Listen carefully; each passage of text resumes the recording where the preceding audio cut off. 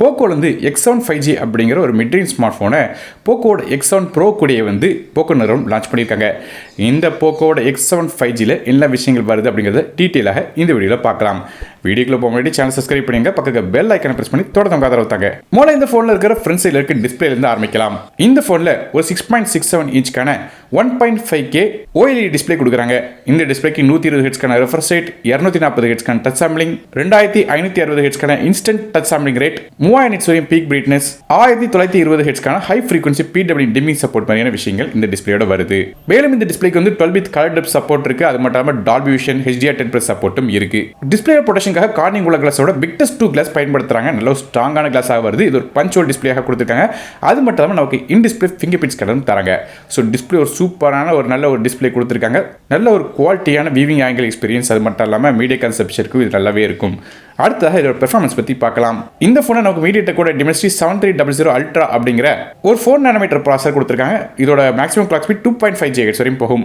கிராஃபிக்ஸ்க்காக இந்த ப்ராசரில் மாலியோட G615 MC2 அப்படிங்கிற GPU பயன்படுத்துறாங்க. ஸோ இதோட பெர்ஃபார்மன்ஸ் எப்படி இருக்கும் பார்க்க முன்னாடி இதோட ரேங்கிங்கை பார்த்துடலாம். யூஸ்வலாக Dimensityயோட 7300க்கு 58 ரேங்க் வருது. இது பி கிரேட் சிப் செட்டாக கொடுத்துருக்காங்க.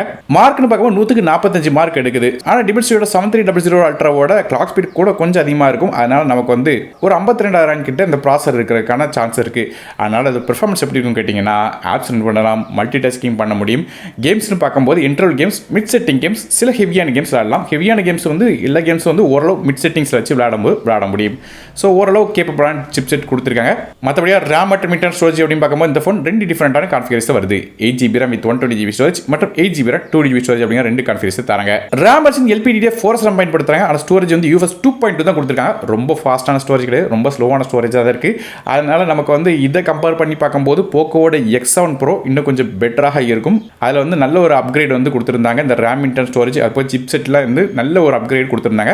ஒருவேளை போக்கோட X7 Proல என்ன விஷயங்கள் இருக்குன்னு தெரியணும்னு நினச்சிங்கன்னா அதை பற்றின வீடியோ வந்து மேலே கார்டில் கொடுக்குறேன். அப்படி இல்லைனா கீழே டிஸ்கிரிப்ஷன்லையும் கொடுத்துருக்கேன், மறக்காம செக் பண்ணி பாருங்க. மற்றபடி இந்த ஃபோனில் மைக்ரோ SD கார்டுக்கான சப்போர்ட் கிடையாது, ஆனால் டியூல் சிம் சப்போர்ட் இருக்கு. ஃபோனோட OS பற்றி பேசும்போது இந்த ஃபோன் Android 14 OS பேஸ் பண்ண ஹைப்பர் OS அப்படிங்கிற இன்டர்ஃபேஸ் ரன் ஆகுது. அப்டேட்ஸை பொறுத்தவரை இந்த ஃபோனுக்கு 3 வருடத்துக்கான OS அப்டேட்ஸ் தரதா சொல்லியிருக்காங்க. அப்போ 4 வருடத்துக்கான செக்யூரிட்டி பேட்ச் அப்டேட்ஸ் தரதா மென்ஷன் பண்ணியிருக்காங்க. ஸோ அப்படி பார்க்கும்போது நமக்கு வந்து Android 15, 16, 17 வரையும் அப்டேட் கிடைக்கிறதுக்கான வாய்ப்பு இருக்கு. அடுத்தபடியாக ஃபோனோட கேமராஸ் பற்றி பார்க்கலாம். பேக் சைடில் இந்த ஃபோனில் நமக்கு 3 கேமரா கொடுக்குறாங்க. மொதல் கேமரா ஒரு 50 மெகாபிக்சலுக்கான சோனியோட LYT600 அப்படிங்கிற சென்சர் கொடுக்குறாங்க. இது f1.5 ஆப்பர்ச்சரில் வருது. ரெண்டாவதாக ஒரு 8 மெகாபிக்சலுக்கான அல்ட்ரா வைட் சென்சர் கொடுக்குறாங்க. இது f2.2 ஆப்பர்ச்சரில் வருது. மூணாவதாக ஒரு 2 மெகாபிக்சலுக்கான மேக்ரோ சென்சர் கொடுக்குறாங்க. இது f2.4 ஆப்பர்ச்சரில் வருது. ஸோ இதுதான் ஃபோனோட பேக் சைட் கேமராஸாக இருக்கு. மற்றபடியாக ஃப்ரண்ட் சைட் கேமரா பொறுத்தவரை ஃப்ரண்ட் சைடில் 20 மெகாபிக்சலுக்கான ஃப்ரண்ட் ஃபேசிங் கேமரா தராங்க.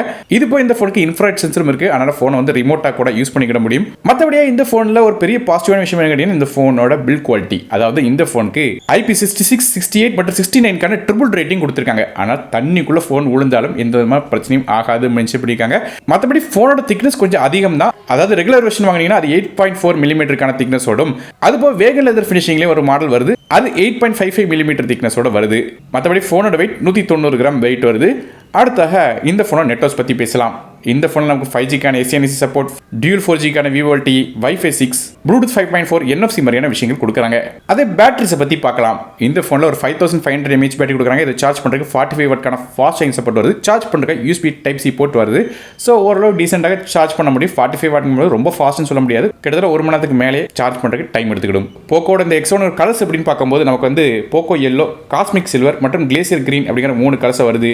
இதோட விலை அப்படின்னு பார்க்கும்போது 8GB RAM வித் 120GB ஸ்டோரேஜோட விலை 21999க்கும், அதே 8GB RAM 2GB ஸ்டோரேஜோட விலை 23999 அப்படிங்கிற விலையில Flipkart வெப்சைட்ல விற்கிறாங்க. இதோட லிங்க்ஸ் கீழே டிஸ்கிரிப்ஷன்ல கொடுக்குறேன். ஸோ ஓவராலாக பார்க்கும்போது நமக்கு வந்து பில் குவாலிட்டி நல்லா இருக்கு. மற்றபடியாக நமக்கு வந்து சிப் செட் கூட பிரச்சனை கிடையாது. ஆனால் இந்த நமக்கு ரேம் இன்டர் ஸ்டோரேஜ் வந்து UFS 2.2 தான் கொடுத்துருக்காங்க. ஆனால் போக்கோட X7 Pro எடுத்துக்கிட்டீங்கன்னா நமக்கு LPDDR5X ரேமும் UFS 4.0 ஸ்டோரேஜ்லாம் கொடுத்துருந்தாங்க. அது மட்டும் இல்லாமல் அதோட பிரைசிங்கும் 30,000 கீழே தான் வந்துச்சு. ஸோ இந்த ஃபோன் எடுக்க போக்கோட X7 Pro எடுக்குவான்னு கேட்டிங்கன்னா, போக்கோட X7 Pro பேர்லாம் கூட கொஞ்சம் அதிகமாக அமௌண்ட் போட்டாலும் பல விதமான விஷயங்கள் கொஞ்சம் அப்கிரேடாக கிடைக்கும். குறிப்பாக camera, chipset, RAM internal storage configuration, battery மாதிரி எல்லா விஷயமும் அப்கிரேட் பண்ணி வச்சிருக்காங்க.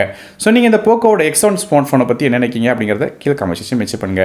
வீடியோ பிடிச்சினா ஒரே லைக் கொடுத்துங்க, உங்கள் ஃப்ரெண்ட்ஸ் ஃபேமிலிக்கு ஷேர் பண்ணி விடுங்க. நானும் டெக் தமிழுக்காக மற்றொரு நன்றி, வணக்கம்.